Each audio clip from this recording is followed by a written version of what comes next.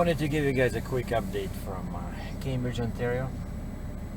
I went over to the international dealer, Truck, it's called Truck, and picked up the parts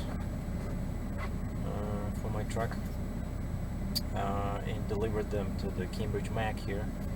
And these were the clutch linkage, the top part, and then the hood bracket.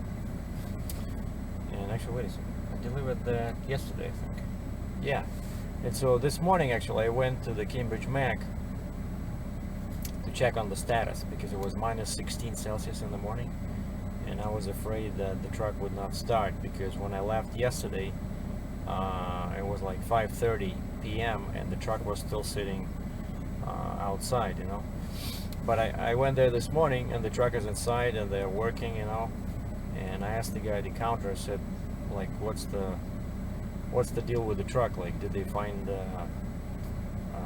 you know, all the parts necessary for the repairs and everything, like in whatever I brought, and what's going on with the hood?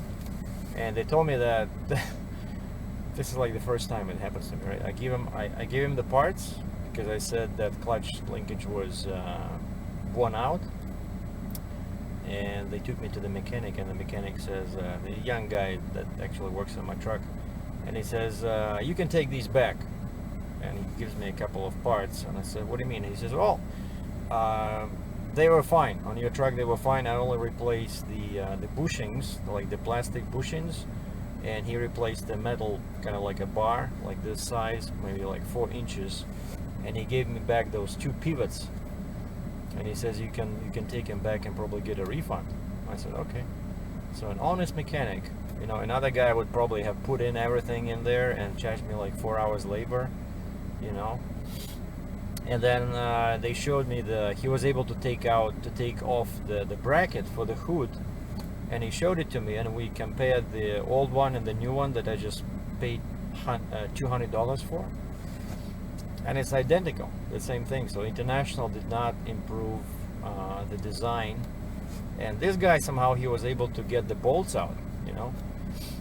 He got the bolts off, and the way it works, like the nuts are basically I don't know how they put them in, but they become part of the firewall. I guess they press them in, or they weld them in or something. And he says, look, you can see kind of little cracks around those nuts, and that's what happens when you put the bolts in.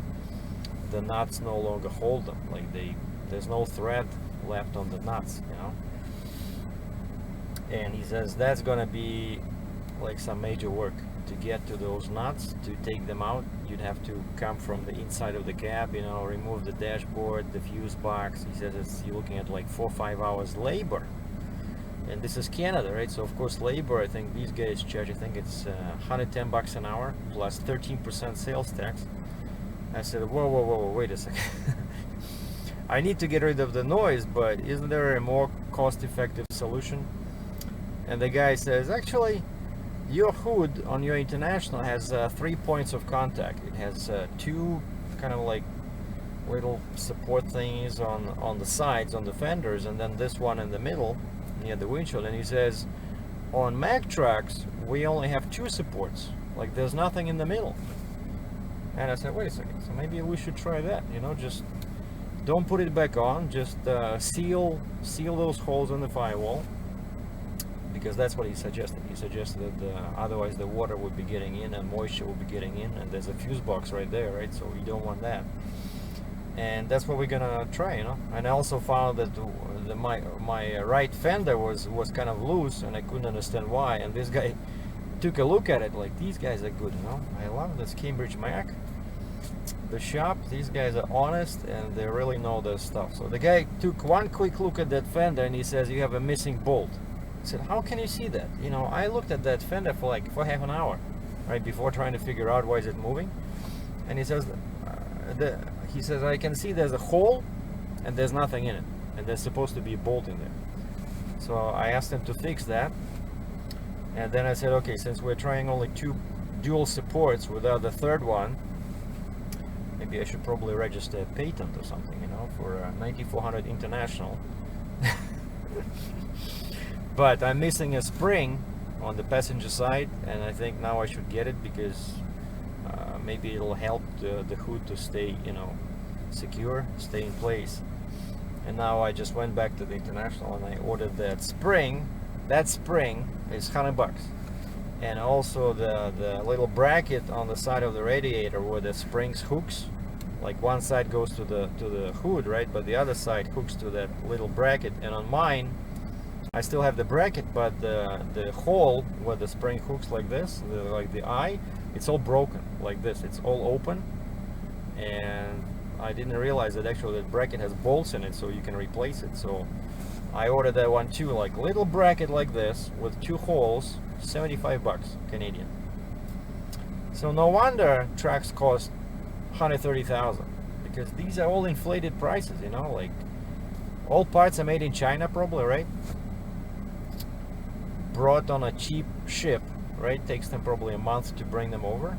So why should a part like this cost $70, and then the bracket for the hood, just a cut triangle piece of metal, bent a little with a rubber thingy on it, $200.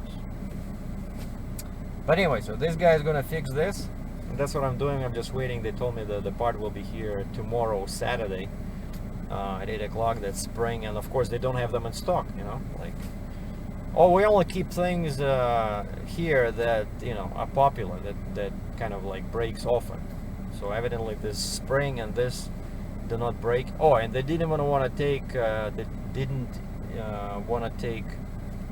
the parts I brought back. Like the girl who sold me these, she said, if you don't use them, bring them back, we'll give you a refund.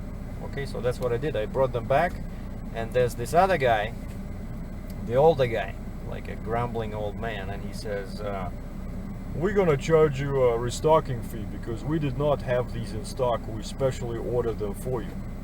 Well, like, they ever have something in stock? They never have parts for me in stock. It's the story of my life with this truck. And that's the problem with the International. You always have to wait for parts.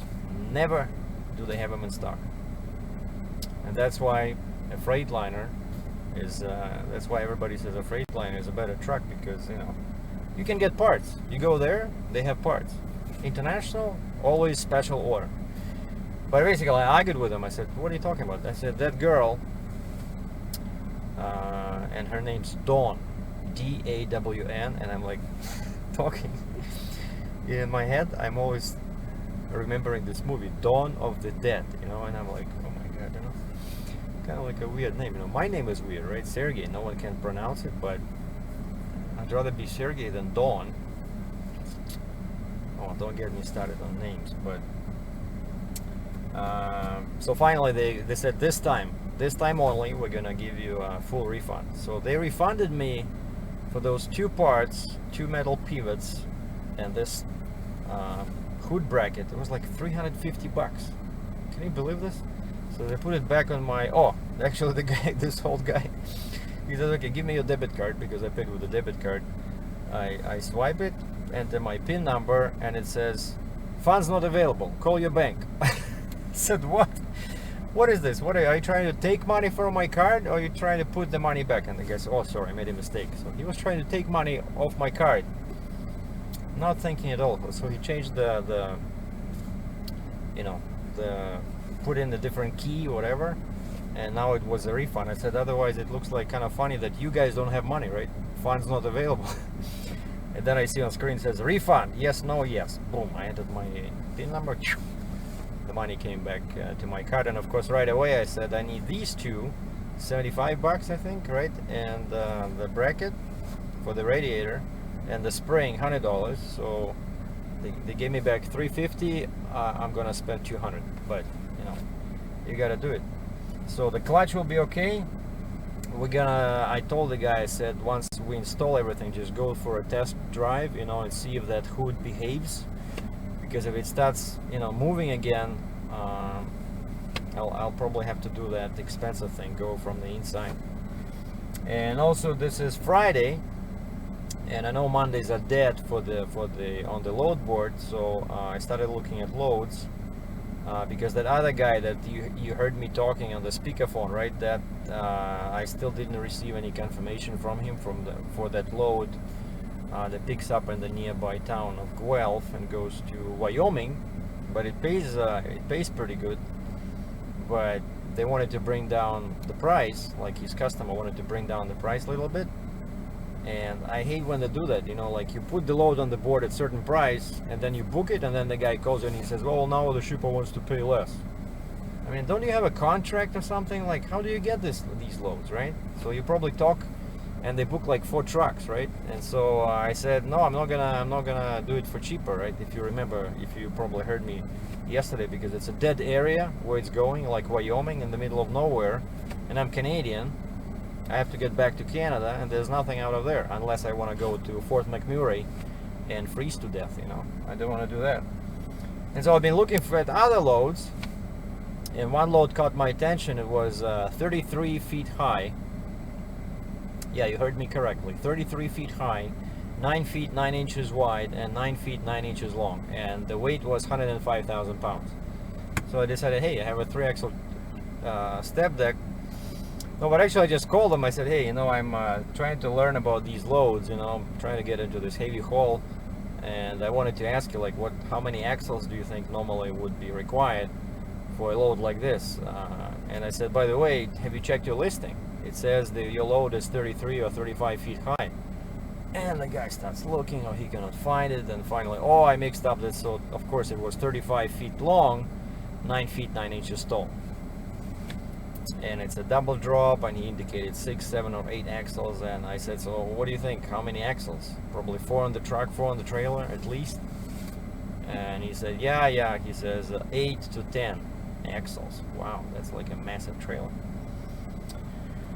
Alright, and what else? So I did my books yesterday, right? And some guys were saying that I disabled comments. Well, I disabled comments on that owner-operator's pay because no one leaves any good comments. Always people ask me questions about... I'm just giving these numbers not to be criticized or critiqued for how I do business. I just want to give people an idea, right? And instead, basically all I hear is questions about my own operation, right? And that's why I disabled comments. And one guy said, how come I made more money in January where I was off for 10 days? And if you read in English in black and white in the description of the video, I say that the numbers may overlap because for this owner-operator's pay video I used 5 statements from the January, the full 5 statements. And in the December video I used statement number 1 from January, if you remember, because I felt that first statement they paid me for my that long trip from US to Canada. So that's why I said there's some overlapping. This is not science, right? I'm not an accountant, but this is more accurate because this gives you the actual January income. But of course, I got the first one, the first pay stub was January 1st. So what do you think I was paid for? I was paid for something I did in December, right? So there's always some overlapping. But like I said, that's why it's more money, because these are 5 statements I got issued in January, because January was a long month, right? So there's no BS, I just I showed you guys what I got. Again, based on statements, all right? So that's a quick update. So hopefully I'll be picking up something on Tuesday. Oh, there was one more interesting load, loading 3 hours away in Ontario, and it's industrial racking, and goes to a nice area, goes to what Chicago pays good money, but it's racking, right? Like brand new racking they send to construction sites, but in winter they want it tarped. And it's a very tall load, and plus it has all these sharp corners and edges, so basically it's really you'll throw your tops away for sure. Like there'll be at least a couple of holes, because I did this before. And the funny comment was that at the bottom there, and after load description, the agent wrote must power wash before delivery. What a bunch of BS. So not only do you have to tarp, but you also have to power wash the load at your expense. before delivery. And that's what that's what you have to deal with trucking in winter. So thanks for watching. This was a quick update from Cambridge, Ontario, Canada. I'm Sergie Dratchev. Stay tuned.